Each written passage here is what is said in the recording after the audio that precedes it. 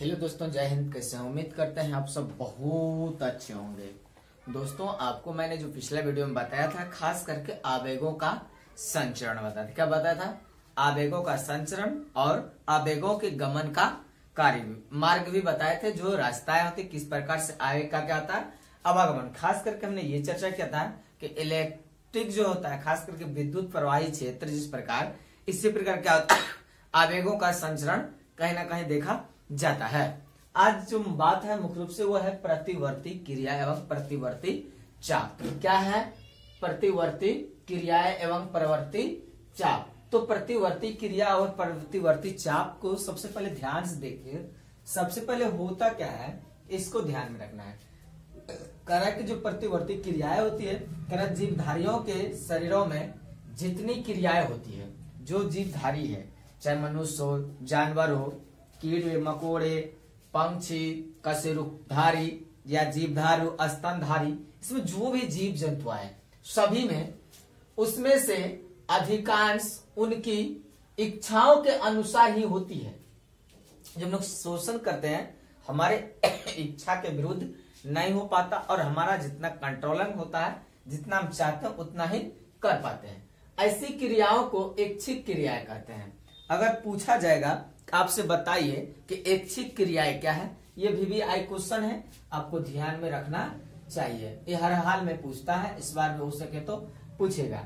तो अक्सर पूछता है कि बताइए ऐच्छिक क्रियाएं क्या है, तो आपको कहना है जीवधारियों के शरीर में जितनी क्रियाएं होती हैं उनमें से अधिकांश उनकी इच्छाओं का अनुसार होती है।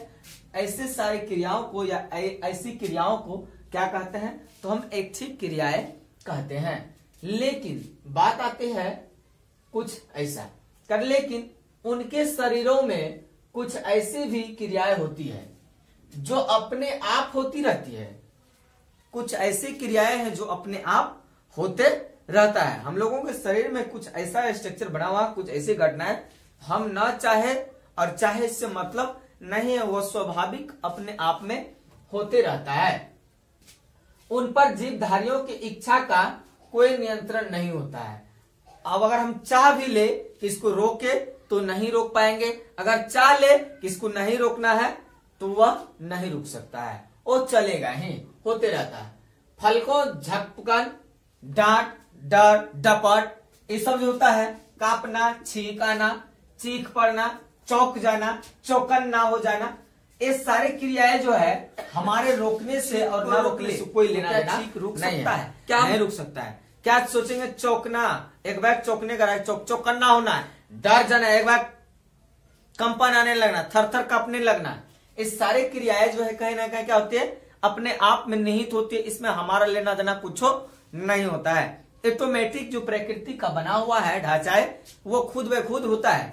तो ये जो अक्सर होता है, ये खास करके देखा जाता है कि हमारा शरीर का किस हिसाब से अनुकूलित वातावरण है, ये हो हमारा भौगोलिक दिशा दशा किस प्रकार काम करता है, इसके हिसाब से शरीर मेरा भी काम करता है। अब कोई जैसे खुले वदन रह सकता है, रहता है नागा साधु लोग, तो इसका मतलब उसका भौगोलिक दिशा दशा में उन्होंने ढल गया वैसा, और जब ढल गया है तो पूर्ण रूप से उस चीज में क्या करने लगता, परिणत होने के कारण वो काम कर रहा है। करे ये क्रियाएं सीधे मेरु रज्जु द्वारा, किसके द्वारा? मेरु रज्जु द्वारा। हम बताए थे आप लोगों को मेरु रज्जु क्या, शरीर के अंदर में क्या है, एक रस्सी की नुमा क्या है पाया जाता है, और मोटे कद में जिसको रज्जु मतलब रस्सी के आकार का होता है, जिसको हम कहेंगे मेरु रज्जु। तो कह रहे ये क्रियाएं सीधे मेरु रज्जु द्वारा ही क्या होती है, नियंत्रित की जाती है। इसका कंट्रोल पावर कहाँ है, कहीं ना कहीं तो मेरु रज्जु है हमारे कंट्रोल करने की क्षमता को। कह रहे ये क्रियाएं अनैच्छिक क्रियाएं, मतलब कोई इच्छाएं नहीं, अनैच्छिक, अनंत, इसका कोई सीमा तय नहीं है, क्रियाएं कहते हैं। तो ये कह रहा है, अगर आपसे पूछ लिया जाए, एक तो आपको पता चल गया क्या ऐच्छिक क्रिया है, दूसरा अनैच्छिक क्रिया है। तो अनैच्छिक क्रिया में क्या होगा, ये वे सारी क्रियाएं या ये सारी क्रियाएं जो लिखी हुए ही लिख दीजिए, वे क्रियाएं सीधे मेरु रज्जु द्वारा क्या होती है, संपन्न होती है। क्या क्या संपन्न होती है, जैसे डर, भय, छींक, कांपना, डपट, डांट, चौकन्ना होना आदि सारी क्रियाएं जो होती है कहीं ना कहीं किसके द्वारा, मेरु रज्जु द्वारा होता है। अगर मेरु रज्जु द्वारा हो रहा है, अगर क्या होता ही है मेरु रज्जु द्वारा, तो ये क्या कहलाएगा, इस सब में हमारा कोई कंट्रोल करने की क्षमता नहीं होता है। क्या बिना आंख बंद किए छींक सकते हैं? नहीं छींक सकते हैं। अनैच्छिक क्रिया है, इसको कहा है। अब बात आता है प्रतिवर्ती क्रियाएं। क्या बात आती है? प्रतिवर्ती क्रियाएं। प्रतिवर्ती क्रियाएं खास करके जीवधारियों के अंतर्गत। क्या कह रहा है? जीवधारियों में किसी दृश्य या अदृश्य वह दिखे या फिर ना दिखे, इससे कोई लेना देना नहीं होता है। बाहर अथवा भीतर, अंदर हो या बाहर, इससे भी हमको कोई लेना देना नहीं है।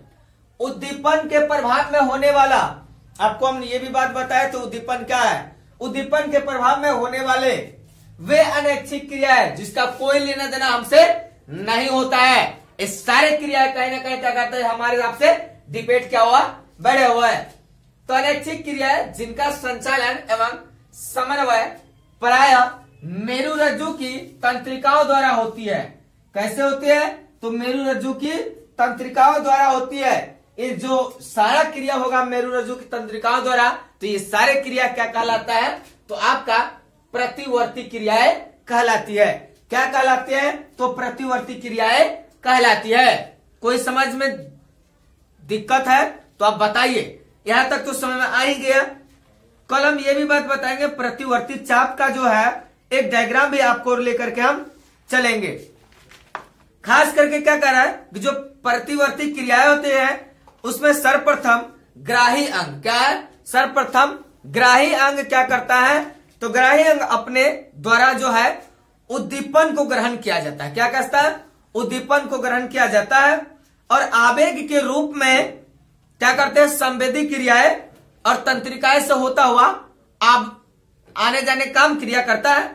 और जब मेरुरज्जु तक क्या करता है? पहुंचता है, तब कहीं क्या होता है? एक तंत्रिका से दूसरी तंत्रिकाओं में जाने वाले के लिए आवेग को क्या कहते हैं? एक दूसरे के संगम में स्थल को पार करना पड़ता है। जब एक दूसरे के संगम स्थल को जब पार कर जाता है तब जाकर के इसको हम क्या कहते हैं?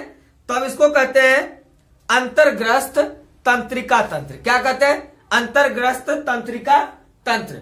कल हम बताएंगे आपको अंतर्ग्रस्त तंत्रिका तंत्र क्या है, इसमें क्या क्या होता है और आवेगों के जो जिस मार्ग से होता है प्रतिवर्ती चाप कहते हैं। इसमें क्या क्या घटक घटता है, इन सारे घटना को हम लेकर के अगले वीडियो में आपका चलेंगे। आज के लिए बस इतना ही।